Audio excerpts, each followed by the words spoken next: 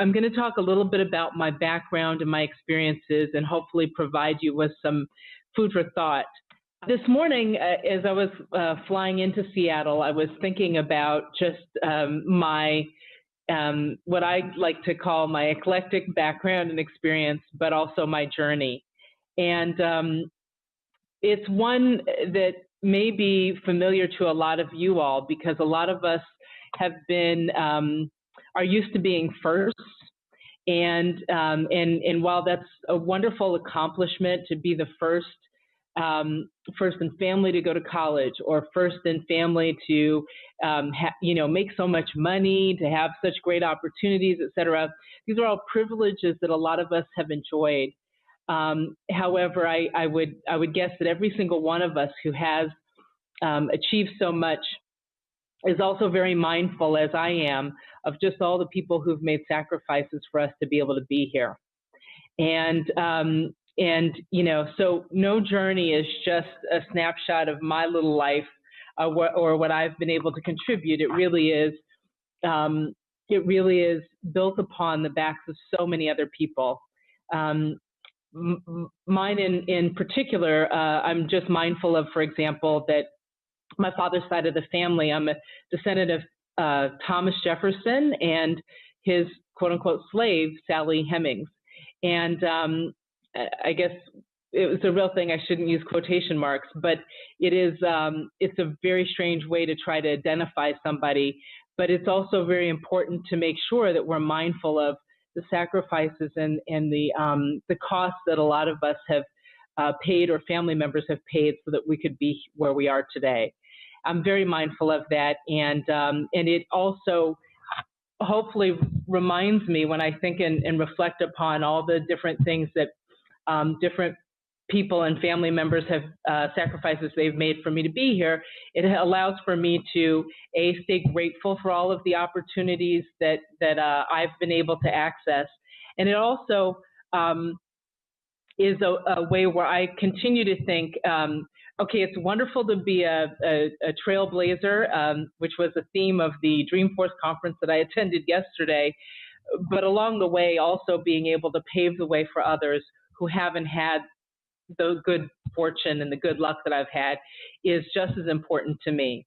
And when we talk about changing the game for ourselves, I think there are a number of different ways in which we need to think about changing the game. And I'll come back to this a little bit later, but in my generation, I'm about to turn 49 and close to 50. In a lot of experiences of my colleagues and in my era, I think a lot of us kind of got seduced by the notion of being the one Black woman or the one Black person at the executive table and this and that. And I think as we look to continue to thrive, we need to think about how we change the game so that we really have an ecosystem of many different people of all different backgrounds and varieties who have different perspectives, and they're all equally valued and all equally cherished, and that we can have a network and an ecosystem of people who are accomplished. If I'm a technologist, there are people who are equally accomplished in finance, in community organizing, in every single aspect of work in the world, who hopefully we can link arms and continue to make change as a collective and together, rather than trying to be the only one in the room. Because I will say that A, it's a very lonely place, but B, we will never get as far individually as we can get together. I'll give you just a couple of minutes about my background and my journey so that you can know where I am today, and a little bit about where I'm headed, as I'm sure you all will be sharing more of this information with each other throughout the day. But I was raised by a single mom in Los Angeles.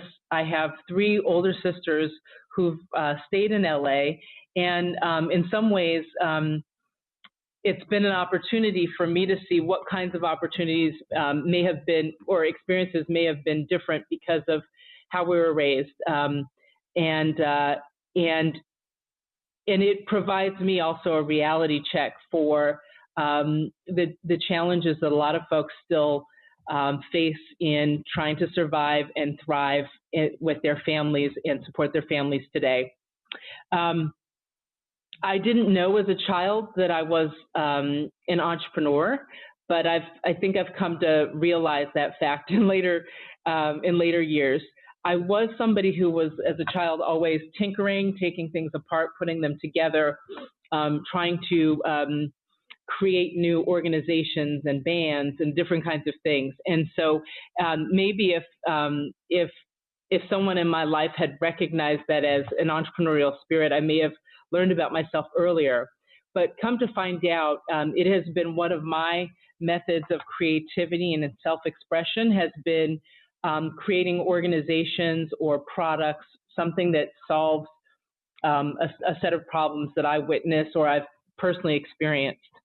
So I founded a couple of nonprofits, one called SF Works, which work with employers to customize training programs to get women from welfare into jobs.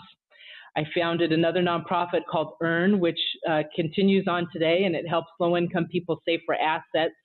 We provide education in budgeting, investing, and the assets that they're saving for, and then match what they're saving.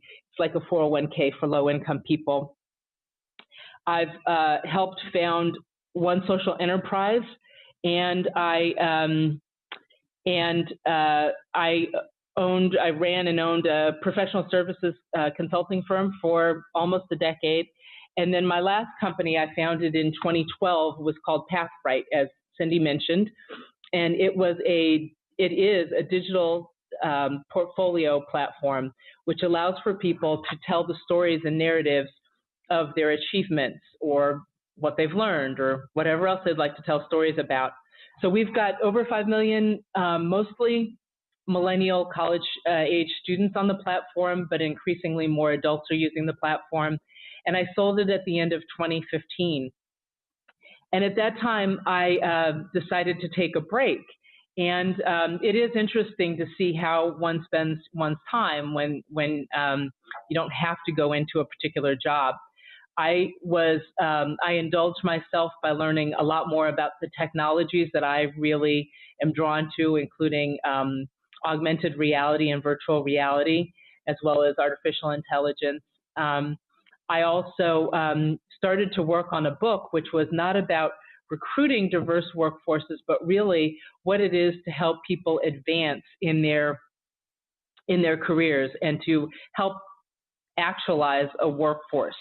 That is really what I think is missing, at least in Silicon Valley. When I was working in San Francisco, where my company was based, I found that so many people and other CEOs were talking to me about how hard it was to recruit a diverse workforce, how difficult it was to maintain that workforce.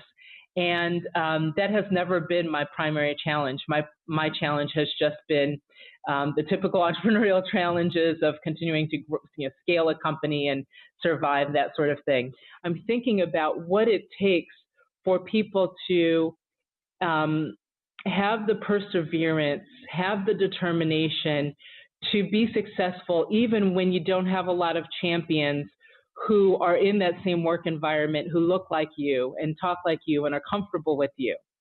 And that is just, I realized before writing the book, actually a couple years prior to my working on the book, Kara Swisher, the founder of Recode, had asked me to write a blog while I was at South by Southwest about being one of the few African-American women to raise money, to have raised venture capital, and to have, at that time I hadn't exited my company yet, but what that experience was like. And it really allowed for me to continue to reflect upon how lonely it can be for folks like ourselves when we're the one person in the room, and how you need to make sure that you get your energy and you get your you're able to refuel yourself in the ways that are meaningful and important to you. So often when I was out there, especially when I was running my company, people would ask me, what do you do to take care of yourself, and how do you manage the stress of being a single founder and going kind of against the headwinds. And I personally, I really enjoy meditation. I actually need meditation in order to be grounded. I need a lot of quiet time, and I need time in nature.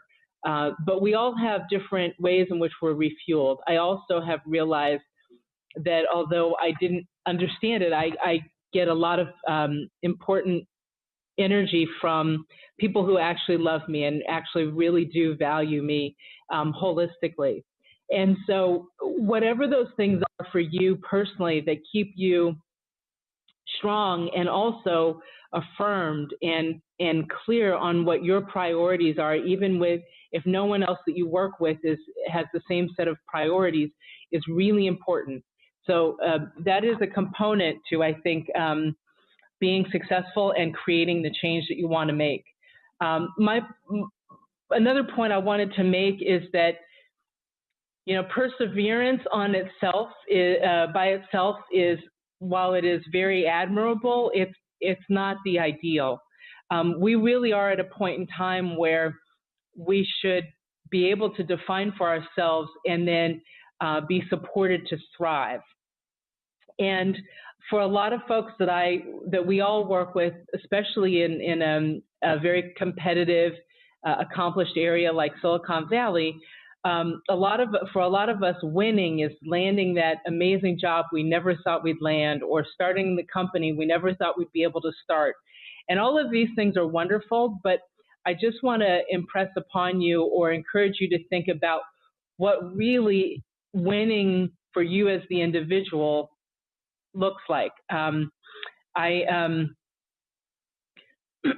So often, I think we've learned how to compete in a pool with a pool of other strangers, whether it be on test scores or, like I said, getting the job, getting a promotion.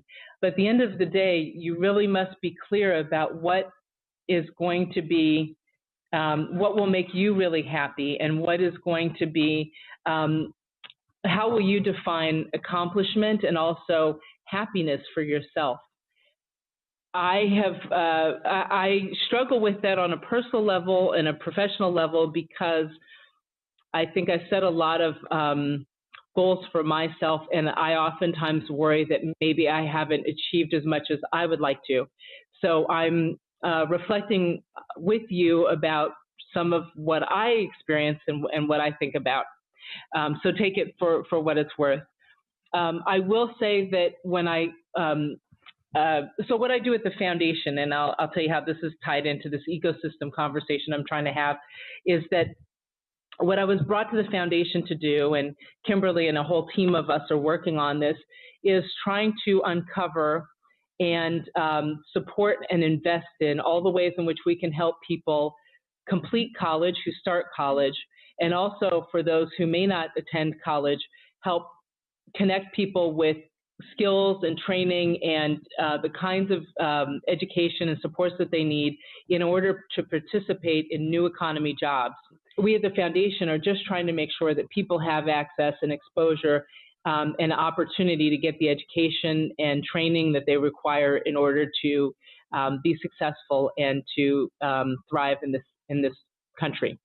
And so I really do think at many different levels about what that looks like and what that feels like.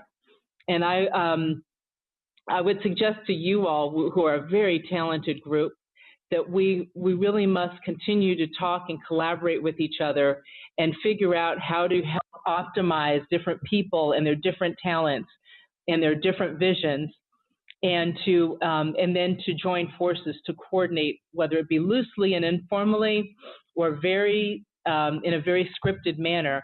I think it's incumbent upon us to figure out how we build our own ecosystems, so we're not in a position of always asking for other people to share some of their opportunity with us. We know we've earned the right to have that same opportunity. And so once we actually have a seat at the table, I think we must really continue to find better ways of linking together and sharing that opportunity. But if you really want to affect a whole company or a whole organization, you have to start at the top of the food chain, which is either the board of directors or board of advisors, and then through to executive management and so on and so forth. So when I want to ask you all to continue to think about that. How do we influence the leaders and creators of organizations such that we are making sure that we're expanding the seats at the table for us, for ourselves, and for our networks, or we are creating those organizations and making sure that, and I know that this happens automatically, that we are creating the right diversity and opportunities for a much broader array of people than just ourselves.